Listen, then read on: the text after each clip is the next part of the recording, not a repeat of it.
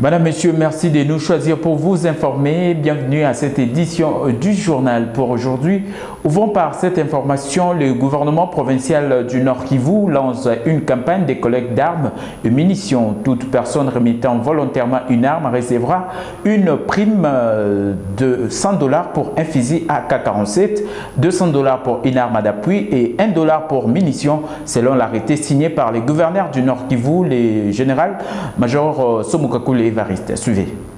Arrêté provincial numéro 01, barre état des sièges, barre 184, barre CAB, barre gouvernement provincial du Nord Kivu, barre 2025, du 29 octobre 2025, portant organisation de la campagne de ramassage d'armes à feu et munitions sur toute l'étendue de la province du Nord Kivu.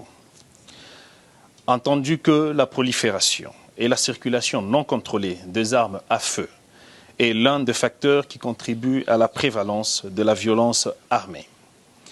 Attendu qu'il est indispensable d'organiser une campagne de ramassage d'armes à feu sur toute l'étendue de la province du Nord Kivu en vue de réduire la capacité de nuisance de personnes détenant illégalement les armes dans le but de contribuer significativement au renforcement de la sécurité et de l'autorité de l'État.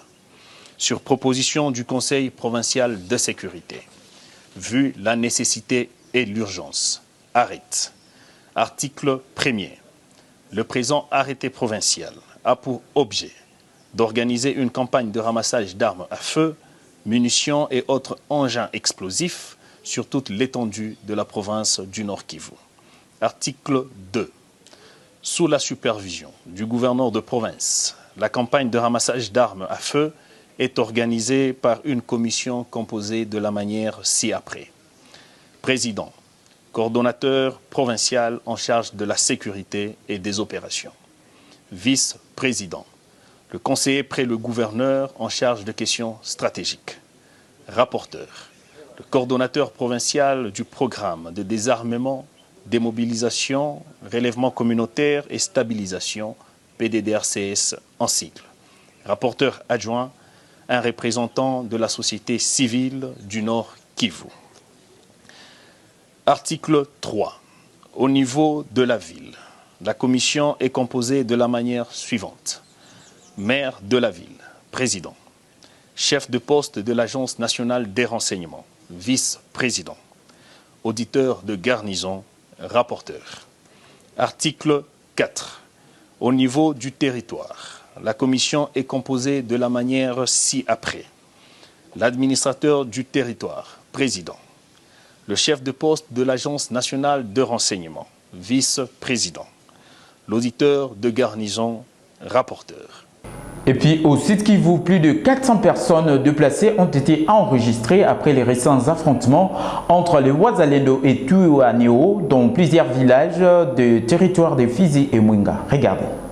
Le récent affrontement entre les miliciens Wazalendo et Twirwaneho dans le village des territoires de Fizi et Mwenga au sud Kivu ont provoqué les déplacements massifs de plus de 5500 de près de 5052 ménages comptant environ 3452 habitants, a annoncé ce mardi la société civile. Cette dernière cite notamment les villages de Toué, Kitacha, Gezi, Bilalo Bili, Point Zéro qui sont le plus touchés par les combats aggravant la crise humanitaire. Dans une note de plaidoyer, la société civile souligne que la plupart de ces déplacés ont fui leur village du 4 au 7 novembre. Ils ajoutent que plusieurs infrastructures sociales de base, dont le centre de santé de Toué, ont été endommagées et détruites. Les déplacés sont répertoriés dans le village suivant: forêt de Bikiyaka, forêt de la rivière Anunga, ainsi qu'à Kakuli, Pilende, Moulima, Abala et d'autres dans le village de Point Zéro et massif d'Itobwe. Depuis le 4 novembre, les affrontements se sont intensifiés dans la zone. Les différents groupes de belligérants ont multiplié les assauts les uns contre les autres. Les Wazalendo de FABB, FDCC,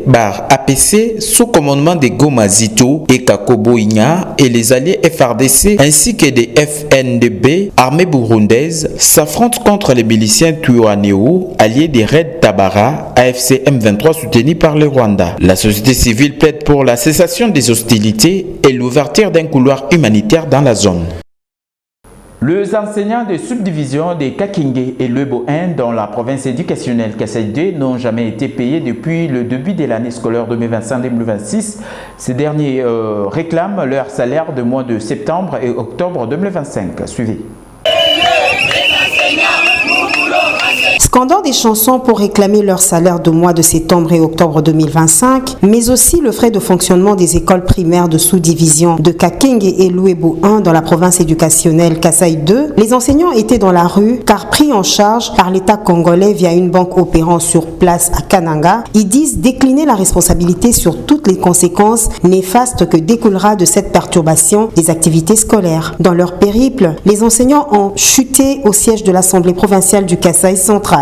Reçu par le bureau de l'organe délibérant avec en tête son vice-président faisant office de président AI, Marcel Tshipepele. En effet, leur mémorandum était adressé au président de la République, Félix-Antoine Tshisekedi. Ces professionnels de la CRE estiment que le retard dans le paiement de leurs salaires est l'œuvre des saboteurs de la gratuité de l'enseignement de base prônée par le président de la République. Ce dernier sollicite l'implication de la ministre d'État et Nouvelle Citoyenneté et des élus du Kasaï pour trouver solution à leurs souffrances. Président, nous vous informons qu'à ce jour, tout est bloqué dans nos écoles et plus rien ne marche.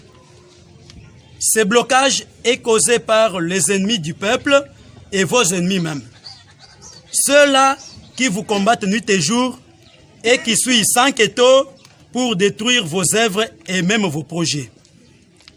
Ça fait maintenant 3 mois que l'enfant congolais et élève du primaire n'étudie pas comme vous l'aurez souhaité dans la ville de Kananga, car la gratuité de l'enseignement est sabotée pour des intérêts égoïstes, de mauvais goût par ceux en qui vous-même avez placé votre confiance pour payer les enseignants. En réponse, le vice-président de l'Assemblée provinciale du Kasaï a promis au nom de l'organe délibérant du Kasaï de ne ménager aucun effort pour la transmission de ces documents acquis de droit dans un bref délai. Il est de votre droit, comme je l'avais dit tantôt, de réclamer.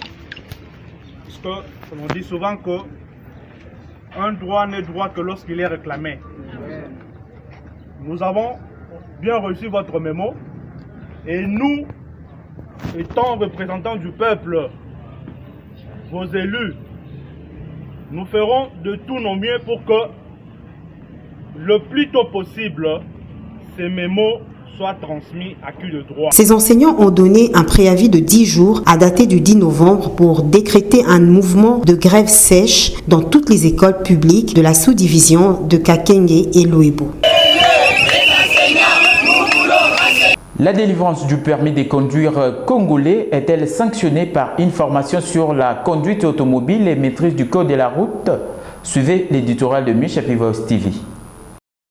La ville-province de Kinshasa, peuplée par plus ou moins 22 millions d'habitants qui vivent avec beaucoup de difficultés pour se déplacer d'une commune à une autre. Les routes construites par les colons pour assurer la mobilité de moins d'1 million d'habitants sont aujourd'hui à la disposition de plus de 20 millions d'usagers. L'engouement observé sur les routes de Kinshasa est-il à la base de multiples accidents? Certains observateurs pensent que les accidents de Kinshasa seraient dus en grande partie aux fautes liées à la mauvaise conduite.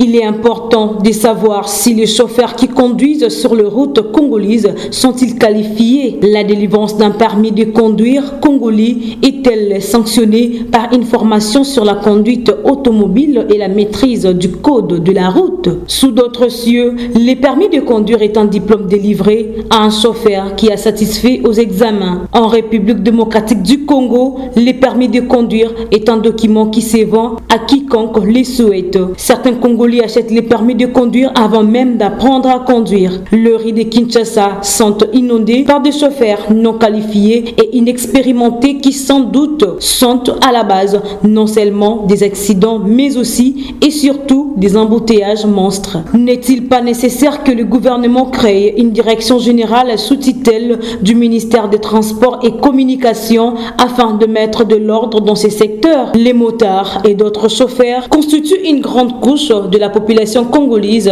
qui mérite un encadrement continu afin de protéger les vies humaines. Les diplômes ne s'achètent pas, mais ils se méritent. Pouvons-nous soutenir que le permis de conduire ne s'achète pas, mais il se mérite? Dossier à suivre.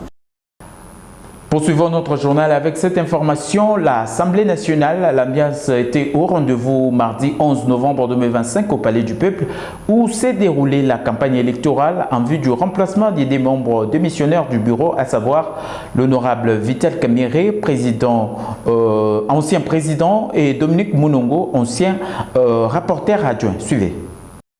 Prévu pour jeudi 13 novembre, l'élection de ces deux nouveaux membres du bureau a provoqué une grande mobilisation ainsi que la conclusion des alliances politiques et de plaidoyers internes, tant dans le rang de la majorité que de l'opposition. Depuis le lancement de cette campagne électorale, les candidats multiplient les contacts avec leurs collègues députés nationaux dans un esprit de transparence et de démocratie parlementaire. Réunions restreintes, déclarations publiques et messages de cohésion rythment l'ambiance dans le couloir de l'hémicycle du Palais du Peuple. Ici est de noter que débutée ce mardi 11 novembre, la campagne électorale pour le remplacement de ces deux membres du bureau de la Chambre basse du Parlement va se clôturer mercredi 12 novembre, un jour avant la tenue du scrutin. Toujours à l'Assemblée nationale, déclaré recevable, le rapport de la Cour des comptes exercice 2024 est renvoyé à la Commission économique et financière pour examen approfondi. Nadine Meno.